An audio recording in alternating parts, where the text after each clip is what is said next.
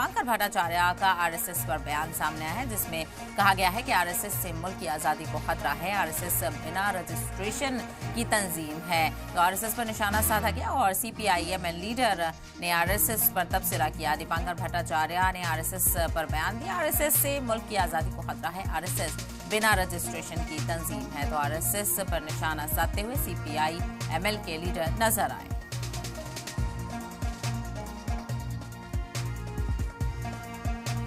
CPI-ML leader का RSS पर तबसरा सामने आया। दीपांकर भट्टाचार्य ने आरएसएस पर निशाना साधा और आरएसएस पर निशाना साधते हुए कहा कि आरएसएस से मुल्क की आज़ादी को खतरा लाहिक है। आरएसएस बिना रजिस्ट्रेशन की तंजीम है।